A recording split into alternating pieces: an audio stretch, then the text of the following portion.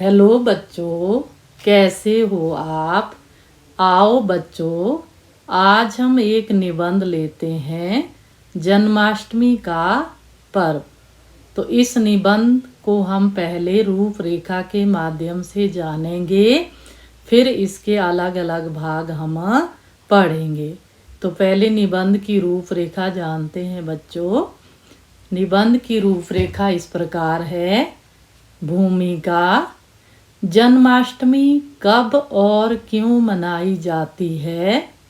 तैयारियां: दही हांडी या मटकी फोड़ प्रतियोगिता।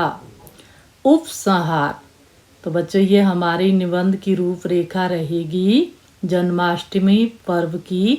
आपको जब भी परीक्षा में निबंध आता है तो इस रूपरेखा के साथ आता है, तो आपने रूपरेखा के आधार पर ही निबंध की रचना करनी है।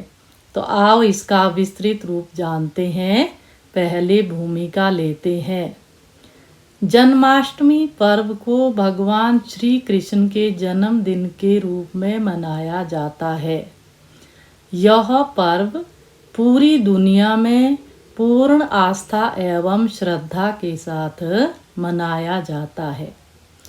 जन्माष्टमी को भारत में ही नहीं बल्कि विदेशों में बसे भारतीय भी पूरी आस्था व उल्लास से मनाते हैं।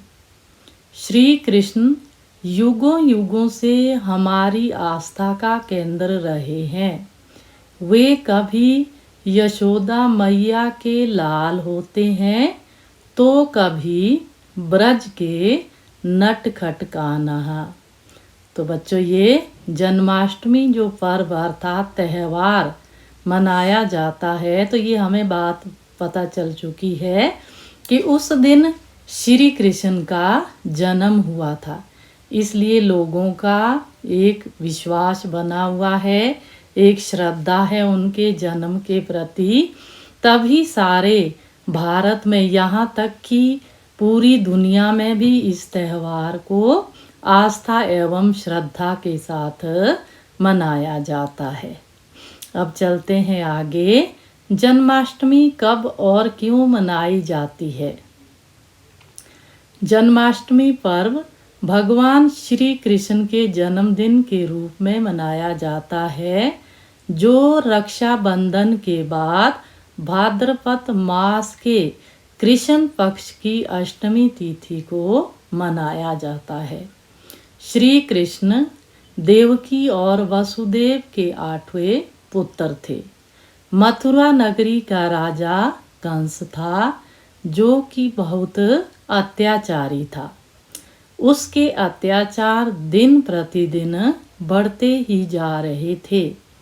तो बच्चों आपको ये तो पता है कि हर महीने में 2 पक्ष होते हैं, शुक्ल पक्ष और कृष्ण पक्ष। तो कृष्ण पक्ष की अष्टमी तिथि को श्री कृष्ण का जन्म हुआ था। तो अब आगे चलते हैं।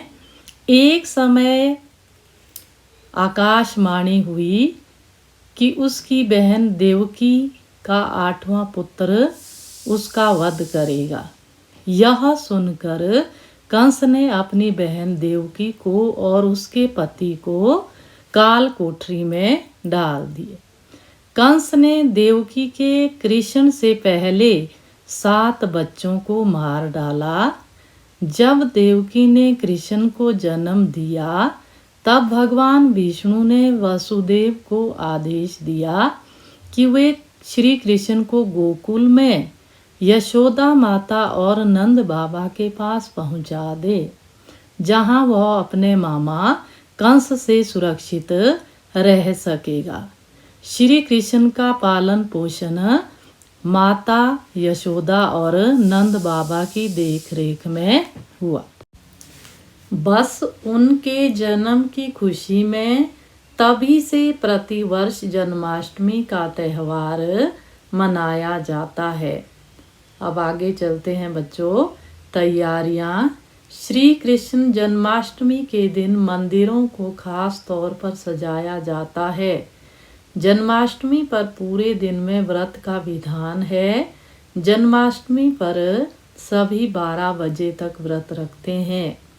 इस दिन मंदिरों में झांकियाँ सजाई जाती हैं और भगवान श्री कृष्ण को झूला झुलाया जाता है तथा कृष्ण लीला का भी आयोजन होता है। तो बच्चों, मंदिरों में कृष्ण लीला भी रचाई जाती है, उनके भजन भी गाए जाते हैं श्री कृष्ण से संबंधित। तो बच्चों, इस तरह से लोग जो है इस पर्व को मनाने की तैयारियां करते हैं। दही हांडी या मटकी फोड़ प्रतियोगिता। जन्माष्टमी के दिन देश में अनेक जगह दही हांडी प्रतियोगिता का आयोजन किया जाता है। दही हांडी प्रतियोगिता में सभी जगह के बाल गोविंदा भाग लेते हैं। छाछ, दही आदि से भरी एक मटकी रस्सी की सहायता से आसमान में लटका दी जाती है और बाल गोविंदाओं द्वारा मटकी फोड़ने का प्रयास किया जाता है। दही हांडी प्रतियोगिता में विजेता टीम को उचित इनाम दिए जाते हैं।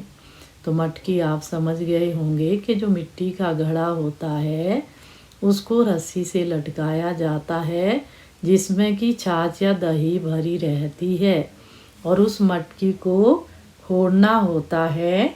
तो जो टीम उस मटकी को फोड़ती है उसे विजेता घोषित करने के बाद पुरस्कृत किया जाता है। अब चलते हैं बच्चों उपसंहार। जन्माष्टमी के दिन व्रत रखने का विधान है। लोगों को अपनी सामर्थ्य के अनुसार व्रत करना चाहिए। हमें श्री कृष्ण के संदेशों को अपने जीवन में अपनाना चाहिए।